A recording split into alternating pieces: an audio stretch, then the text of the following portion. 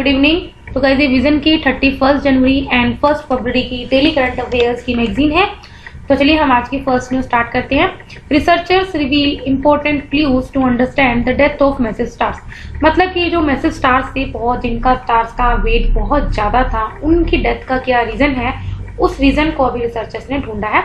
तो गाइस ये जो हमारी न्यूज है साइंस एंड टेक्नोलॉजी के अंडर कवर होगी अंडर GS3। ठीक है, अभी रिसेंट स्टडी ने बताया है कि 3 तरह के न्यूट्रिनोस होते हैं जो सुपरनोवा से आए थे, जो कि इंपॉर्टेंट है। ठीक है, a recent study found that all the 3 types of neutrinos from the supernova are important. मतलब जो 3 तरह के जो न्यूट्रिनोस हैं जो सुपरनोवा से आए थे वो तीनों इंपॉर्टेंट है और contrary to the common treatments with only 2 types. ठीक है, जिसमें जो 2 तरह के जो न्यूट्रिनोस हैं वो कुछ सेम है। मतलब समझ आई, जो सुपरनोवा थे उसके अंदर 3 टाइप ऑफ न्यूट्रिनोस हैं, जिसमें से जो 2 न्यूट्रिनोस हैं वो एक जैसे टाइप के हैं। अब हम सबसे पहले बोलते हैं सुपरनोवा क्या होता है। देखो गाइस, जब बहुत ज्यादा जो मैसिव स्टार्स थे जिनका वेट बहुत ज्यादा था, उन मैसिव स्टार्स का जब डेथ हुआ था उस टाइम पे सुपर एक्सप्लोजन हुआ था, जिसी को हम क्या बोलते हैं सुपरनोवा। ठीक है, तो supernova refers to the super explosion caused at the time of death of the some massive stars. ठीक है, कुछ मैसिव स्टार्स है उनके डेथ पे जो सुपर एक्सप्लोजन हुआ उसी को हम सुपरनोवा बोलते हैं। और उसी सुपरनोवा से 3 तरह के न्यूट्रिनोस थे जो बने थे, और वो जो 3 न्यूट्रिनो हैं दे ऑल आर इंपॉर्टेंट। ठीक है, उसमें से जो 2 न्यूट्रिनो है वो एक जैसे थे। ठीक है, इसमें क्या almost all matter including neutrino वो यूनिवर्स को बनाते हैं जिसकी वजह से मैसिव एक्सप्लोजन हुआ था। ठीक है, मेरी बात समझ में आ गई। जैसे जब वो मैसिव एक्सप्लोजन हुआ था, जब क्या हुआ था, जब डेथ हुई थी मैसिव स्टार्स की, जब वो मैसिव एक्सप्लोजन हुआ था उसी की वजह से क्या है यूनिवर्स एक बना था। ठीक है, अभी क्या सुपरनोवा मॉडल ने क्या किया है, न्यूट्रिनोस की स्टडीज करी है ताकि हम ये समझ सके, सुपरनोवा का मैकेनिज्म समझ सके। मतलब कि किस तरह से ये सब हुआ होगा जब मैसिव स्टार्स की डेथ हुई है, कब कैसे वो सुपर एक्सप्लोजन हुआ है, इसका क्या मैकेनिज्म था, उसको समझने के लिए क्या किया है, सुपर मॉडल की स्टडी करी है जिसमें हमने न्यूट्रिनो को स्टडी किया। ठीक है, न्यूट्रिनोस क्या करते हैं, जो स्टार जब मरता है उसको एस्केप करके क्या करते हैं, तो उसके जो 99% जो कैरी करते हैं ऑफ द कोलेप्सिंग स्टार। मेरी बात आपको समझ में आ गई। Neutrino escape the dying star and carry 99% energy of the collapsing star. जो स्टार मर रहा है उसकी जो 99% जो एनर्जी होती है वो न्यूट्रिनो में होती है। मतलब जैसे आप ये समझ सकते हैं, जैसे कोई मर जाता है तो उसकी आत्मा निकल जाती है, तो उसी तरह यही बोल रहा है सिंपल बात। जब वो स्टार मर गया था, तो जब वो डेथ हो गई थी उस स्टार की, तो उसमें जो न्यूट्रिनोस थे उन्होंने वो मतलब कि छोड़ दिया वो स्टार को, लेकिन उसकी 99% जो एनर्जी थी वो अपने साथ रखी। और they are the only messenger bringing information from the deepest interior of the star. ठीक है, अगर आपने न्यूट्रिनोस को स्टडी कर लिया तो इसकी हेल्प से आप क्या कर सकते हो, स्टार की जो स्टडी है उसको पूरी कर सकते हो। ठीक है, न्यू जो अभी स्टडी करी है उसमें कुछ न्यूट्रिनोस के बारे में कुछ रिवील हुआ है कि किसकी वजह से जो सुपरनोवा के मैकेनिज्म को हमने समझा। ठीक है, अभी आपको बोल चुकी हूँ काफी बार कि इसमें हम क्या करेंगे, न्यूट्रिनोस की स्टडी करेंगे ताकि हम क्या कर सके, to understand the mechanism of supernova. तो अभी जो न्यू जो रिवील हुआ है अबाउट द न्यूट्रिनोस, इससे हमें कुछ अनलॉक होंगी कैसे सुपरनोवा का मैकेनिज्म था, उसके बारे में कुछ चीजें पता चलेंगी। ठीक है, तो आई होप आप सबको समझ में आ रहा होगा। ठीक है, this new revelation about the neutrinos could help unlock the mechanism of supernova explosion. ठीक है, देखो अगर हम स्टार की लाइफ साइकिल पढ़े तो हम देखते हैं, ये वैसे मैंने आपको पहले पे डिस्कस किया हुआ है। एक स्टीलर निबुला होता है, एक एवरेस्ट स्टार होता है, एक रेड जायंट होता है, बहुत बड़ा स्टार होता है, फिर एक प्लैनेटरी निबुला होता है, फिर व्हाइट ड्वार्फ होता है। ठीक है, इस तरह से होता है। एक मैसिव स्टार होता है, ये एक और रेड सुपर जायंट होता है। देखो एक तो एवरेस्ट स्टार हो गया, ठीक है, एक जो उससे ज्यादा जिसका मास होता है उसे हम मैसिव स्टार बन सकते हैं। मतलब कि एक सिंपल एक जो नेबुला होता है वो 2 तरह से टूट सकता है, या तो उसके थ्रू एवरेस्ट स्टार बन सकता है या एक मैसिव स्टार बन सकता है। ठीक है, जो एवरेस्ट स्टार होगा वो रेड जायंट में कन्वर्ट होगा, जो मैसिव स्टार है वो रेड सुपर जायंट में कन्वर्ट होगा। ठीक है, अब जब इसका एक्सप्लोजन होता है, इसकी डेथ होती है तो सुपरनोवा होता है। ठीक है, और अगर इसकी डेथ होती है तो प्लैनेटरी नेबुला होता है। ठीक है, अब ब्लैक होल क्या होता है ये हमने पहले भी डिस्कस किया हुआ, बाकी आप मुझे बताएंगे ब्लैक होल क्या होता है आप कमेंट सेक्शन में। ठीक है, तो है देखो इस न्यूज में कुछ नहीं है, इस न्यूज में सिंपल ये बताया है कि जो मैसिव स्टार्स की डेथ का क्या मैकेनिज्म है, ये जो सुपरनोवा का जो मैकेनिज्म क्या है उसको हम रिवील करेंगे। और वो कैसे रिवील करेंगे, जो न्यूट्रिनोस की जो स्टडी है उसको हम करेंगे। ठीक है, अभी क्या न्यूट्रिनो क्या होता है, एक सब एटॉमिक पार्टिकल होता है जो इलेक्ट्रॉन की तरह ही होता है, लेकिन उसमें कोई इलेक्ट्रिकल चार्ज नहीं होता और बहुत ही कम मास होता है। मेरी आपको बात समझ आ गई। देखो पॉजिटिव जो चार्ज होता है उसको प्रोटॉन बोलते हैं, नेगेटिव चार्ज को इलेक्ट्रॉन बोलते हैं। लेकिन न्यूट्रिनो क्या होता है, ये इसका मास होता है लेकिन इसका क्या होता है, कोई चार्ज नहीं होता, ना ही वो नेगेटिव होता है ना ही पॉजिटिव होता है, वो चार्ज नहीं होता है। न्यूट्रिनोस को हम 3 तरह से क्लासीफाई कर सकते हैं, इलेक्ट्रॉन, म्यून और ताउ। ठीक है, जो एग्जिस्टिंग मॉडल है सुपरनोवा के उसमें बताया जा रहा है जो इलेक्ट्रॉन के जो म्यू और ताउ मॉडल है वो वेरी सिमिलर है। अभी हमने पढ़ा ना रिसेंट स्टडी में कि क्या बताया, 3 तरह के न्यूट्रिनोस होते हैं जो सुपरनोवा से बने हैं, जिसमें से 2 एक जैसे हैं। ठीक है, 3 कौन कौन से, इलेक्ट्रॉन, म्यून और ताउ, और इसमें से 2 एक जैसे कौन से, म्यून और ताउ, जो कि बहुत सिमिलर है, इवन इनकी प्रॉपर्टीज भी सेम है और इसको हम एक स्पीसीज की तरह ट्रीट कर सकते हैं। ठीक है, तो आई होप आपको फर्स्ट न्यूज समझ में आई होगी। थोड़ी सी कॉम्प्लेक्स है लेकिन इतनी भी कॉम्प्लेक्स नहीं है। अगर आपको नहीं समझ में आई, एक बार थोड़ा रिपीट सुनो तो शायद आपको दोबारा समझ में आ जाएगी। ठीक है, नेक्स्ट न्यूज चलते हैं। National polio immunisation day for 2021 begins across the country. देखो ये जो हमारी न्यूज है सोशल इश्यूज में कवर होगी क्योंकि देखो ये सोसाइटी के लिए काम हो रहा है। ठीक है, अभी क्या है, तो नेशनल इम्यूनाइजेशन डे जिसको पल्स पोलियो इम्यूनाइजेशन प्रोग्राम भी बोलते हैं, सबसे पहले 1995 में इंडिया में लॉन्च हुआ था और हर साल ये हमारे मतलब कि 2 बार इसको कंडक्ट कराया जाता है, साल में 2 बार। ठीक है, इस कैंपेन में हम क्या बोलते हैं, जिन बच्चों की एज 0 से 5 साल तक की होती है उनको हम पोलियो डॉप पिलाते हैं। आप सबको पता भी होगी और आप सबने पी भी होगी। ठीक है, पोलियो आप सबको पता है it is a highly infectious disease जो आपके नर्वस सिस्टम को ब्लॉक कर सकती है। 3 तरह के वाइल्ड पोलियो वायरस होते हैं, टाइप 1, टाइप 2, टाइप 3। देखो अब हम क्योंकि इसमें पूरा पोलियो के बारे में पढ़ रहे हैं तो ये साइंस एंड टेक्नोलॉजी में कवर हो जाएंगे। ठीक है, करंटली क्या सिर्फ टाइप 1 वाइल्ड पोलियो वायरस है जो अभी भी एग्जिस्ट करती है वर्ल्ड में, नॉट इंडिया। इंडिया में ऑलरेडी पोलियो इरेडिकेट हो चुके हैं कब, 2014 में। ठीक है, अभी क्या 2 तरह के वैक्सीनेशन होते हैं जो पोलियो के अगेंस्ट अवेलेबल है।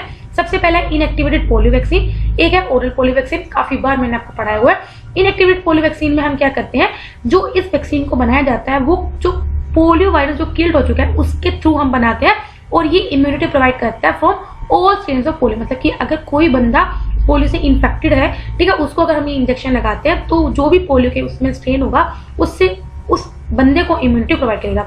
इसके अलावा ओरल पोलियो वैक्सीन होती है, इसके अंदर क्या होता है, अभी मैंने आपको बताया जो इनएक्टिवेटेड पोलियो वैक्सीन होता है वो हम किससे बनाते हैं, जो वायरस होता है, जो पोलियो का वायरस होता है जो मर चुका होता है उससे बनाते हैं। लेकिन जो ओरल पोलियो वैक्सीन होता है ये क्या होता है, इसके अंदर जो वैक्सीन वायरस होता है जो वीक हो चुका वो कंटेन होता है। जब बच्चे को इसको वैक्सीनेटेड किया जाता है तो वीकेंड वैक्सीन वायरस होता है वो रेप्लिकेट होता है, जिससे वो क्या करता है, प्रोटेक्टिव इम्यून सिस्टम की तरह एक्ट करता है। ठीक है, कुछ केसेस में जो वैक्सीन वायरस है वो जेनेटिकली अल्टर्ड हो जाता है ड्यूरिंग एप्लीकेशन, इसको हम वैक्सीन ड्राइव पोलियो वायरस भी बोलते हैं। ठीक है, मतलब कि कुछ केसेस में ऐसा होता है कि वैक्सीन की वजह से वो वायरस आ जाता है, इसलिए हम उसको वैक्सीन ड्राइव पोलियो वायरस भी बोलते हैं। ठीक है, 2014 में इंडिया को पोलियो फ्री डिक्लेयर कर दिया गया था after the 3 years of 0 cases. देखो गाइस, किसी भी कंट्री को हम किसी डिजीज फ्री तभी हम उसको डेजिग्नेट करते हैं जब वो 3 साल तक उस कंट्री में सर्कुलेट ना हो, एक भी केस ना आया हो। ठीक है, तो 2014 में इंडिया को डिक्लेयर कर दिया गया था पोलियो फ्री। ठीक है, इसके अलावा ऑलरेडी जो कुछ डिजीज हैं जो इंडिया से रेडिकेट हो चुके हैं वो है yaws, guinea worm, smallpox, maternal and neonatal tetanus. ठीक है, तो गाइस आई होप आपको ये भी समझ में आया होगा। नेक्स्ट न्यूज पढ़ते हैं।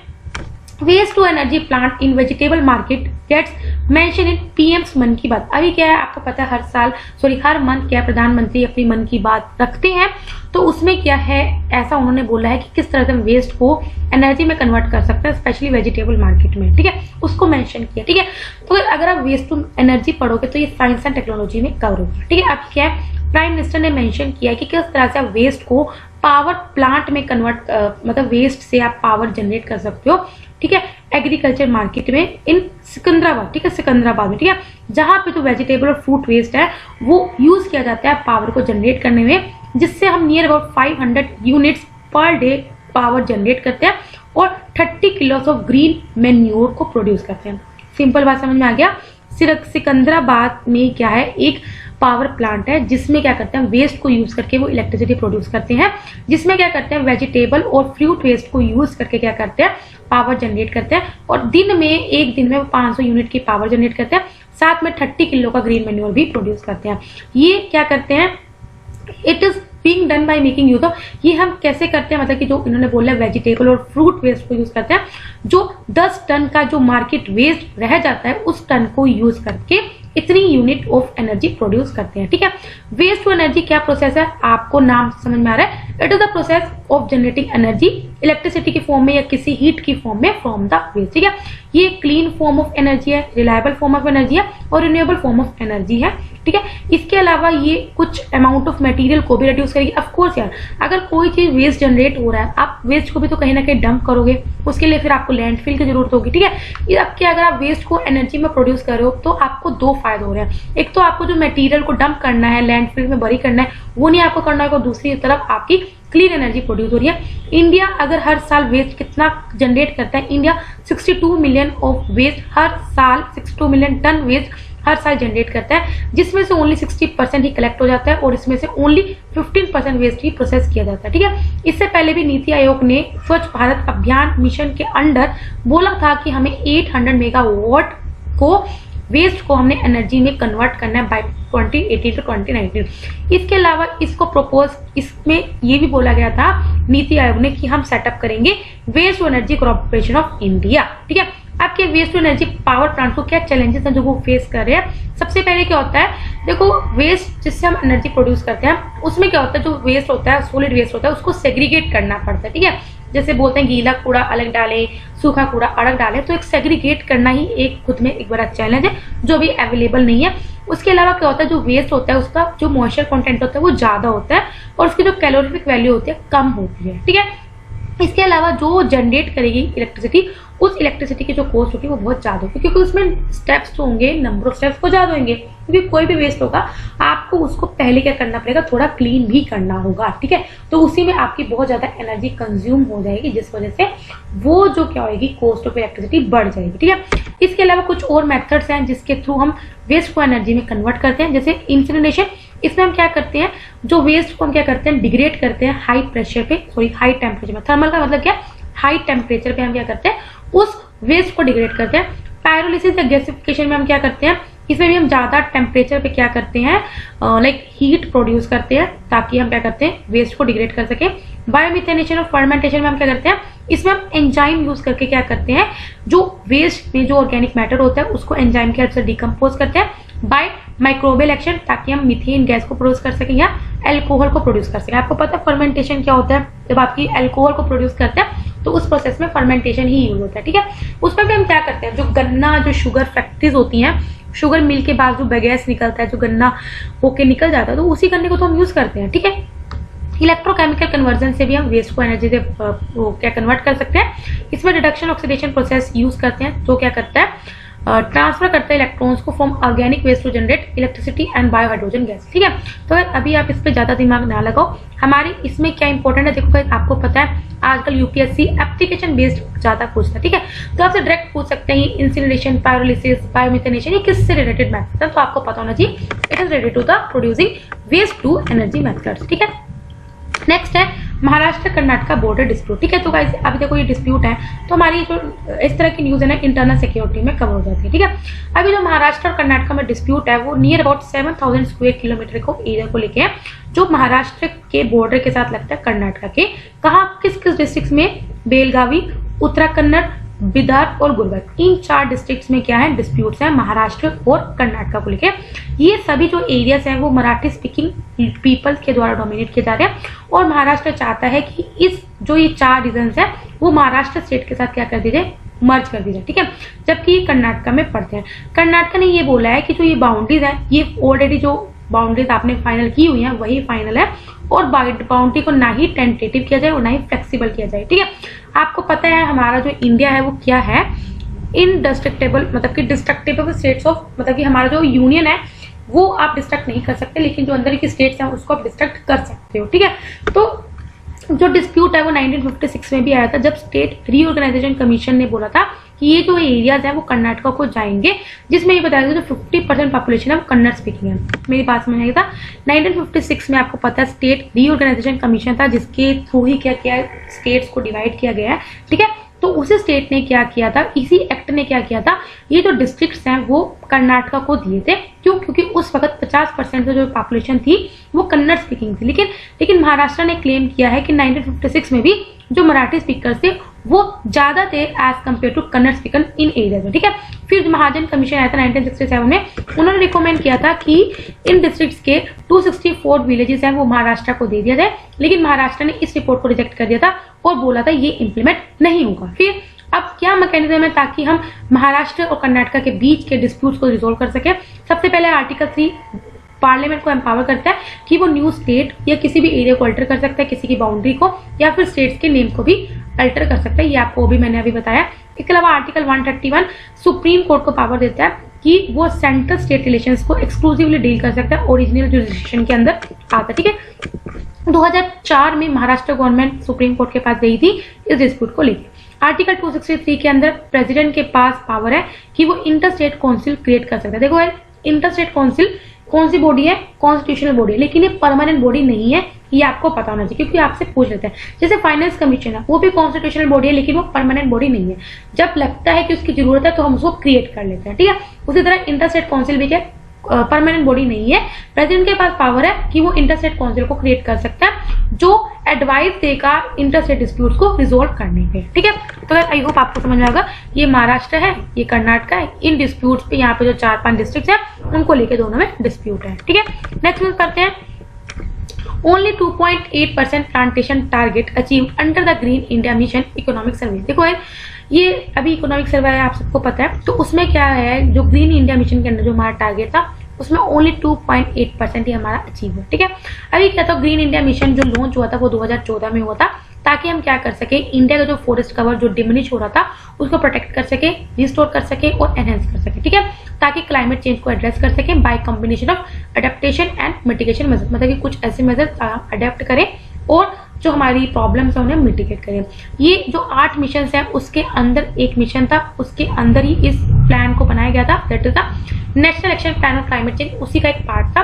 इस मिशन का ऑब्जेक्टिव क्या था कि हमें क्या करना है, अपने ग्रीन कवर को बढ़ाना है, कितना 5 मिलियन हेक्टेयर तक करना है, और हमारा जो एग्जिस्टिंग ग्रीन कवर है उसको, उसकी क्वालिटी को इम्प्रूव करना है ऑन अनदर 5 मिलियन हेक्टेयर। मतलब कि 5 मिलियन हेक्टेयर के ग्रीन कवर को तो बढ़ाना ही बढ़ाना है, साथ में जो 5 मिलियन हेक्टेयर का ओल्ड जो एग्जिस्टिंग फॉरेस्ट कवर है उसकी क्वालिटी को हमें इंप्रूव करना है। हाईवर मार्च 2020 तक देखा गया जो ग्रीन इंडिया मिशन के अंदर जो प्लांटेशन हुई है वो ओनली 0.14 मिलियन हेक्टेयर लैंड हुआ। मतलब कहाँ हमें 5 मिलियन हेक्टेयर करना था, मतलब और इसमें कितना हुआ, ओनली 0.14 मिलियन हेक्टेयर, मतलब कि ओनली 2.8% कंप्लीट हुआ।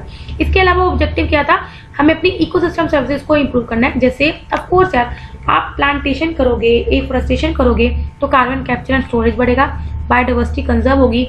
आप कुछ हम जो नेचुरल सर्विसेज हैं जो हम नेचर से लेते हैं, जैसे fuel, fodder, timber, non timber fodder product, ये भी बढ़ते हैं। ठीक है, इसके बाद हम क्या करते हैं, फॉरेस्ट की वजह से जिन लोगों की इकोनॉमी चलती है, लाइवलीहुड चलता है, वो भी इंक्रीज होता है और इससे 3 मिलियन हाउस होल्ड को रोजगार मिलता, जो नहीं हुआ। ठीक है, मिशन ने जो अपनी क्या जो स्ट्रेटेजी इंप्लीमेंट करनी थी वो 5 सब मिशन से करनी थी और एंड क्रॉस कटिंग इंटरवेंशन, मतलब कि देखो इसके अंदर भी ग्रीन इंडिया मिशन के अंदर भी कुछ सब कंपोनेंट्स थे। जैसे हमें क्या करना था, फॉरेस्ट कवर की क्वालिटी बढ़ानी थी और इंप्रूव करना था इकोसिस्टम सर्विस, कितने एरिया का 4.9 मिलियन हेक्टेयर। इसके अलावा हमें क्या करना था, इकोसिस्टम रिस्टोर करना था और फॉरेस्ट कवर को इंप्रूव करना था, वो कितना एरिया करना था, 1.8 करना था। ट्री कवर बढ़ाना था, अर्बन और पेरी अर्बन एरियाज में 0.2 करना था। एग्रो फॉरेस्ट्री और सोशल फॉरेस्ट्री 3 मिलियन हेक्टेयर में करना था और वेटलैंड्स को रिस्टोर करना था, कितना 0.1 मिलियन हेक्टेयर करना था। ठीक है, इंटरवेंशन क्या करना था, ताकि हम क्या कर सके, अल्टरनेटिव फ्यूल एनर्जी को प्रमोट कर सके 3 मिलियन हाउस होल्ड में। ठीक है, तो ये हमारे कुछ ऑब्जेक्टिव्स हैं इस मिशन के अंदर। ठीक है, इससे पहले तो पार्लियामेंट्री कमेटी की रिपोर्ट आई थी 2018 में ग्रीन इंडिया इनोवेशन में, उन्होंने बोला था कि जो स्कीम है बहुत ज्यादा अंडरफंड है, इसके पास फंड्स की बहुत ज्यादा कमी है। उन्होंने बोला था कि जो एफोरेस्टेशन है इस मिशन के अंदर, उसका एम सिर्फ यही था, ट्री काउंट को बढ़ाना without considering the soil and weather condition. मतलब कि हमने बस सिंपल बना दिया कि हमें ट्री काउंट बढ़ाना है, हमने ये कंसीडर नहीं किया वेदर कंडीशंस कैसी हैं, सोइल कंडीशंस कैसी हैं, ये हमने कंसीडर नहीं किया। ठीक है, आगे बढ़ते हैं हमने छोटी छोटी न्यूज पे। 3 लैंग्वेज पॉलिसी, अभी के जो मिनिस्ट्री ऑफ होम अफेयर्स है उन्होंने बोला है कि 3 लैंग्वेज पॉलिसी यूनियन गवर्नमेंट के ऑफिस में एप्लीकेबल नहीं है। ठीक है, इन ऑफिस में सिर्फ बायलिंगुअल पॉलिसी ही एप्लीकेबल होगी as per official language act 1963।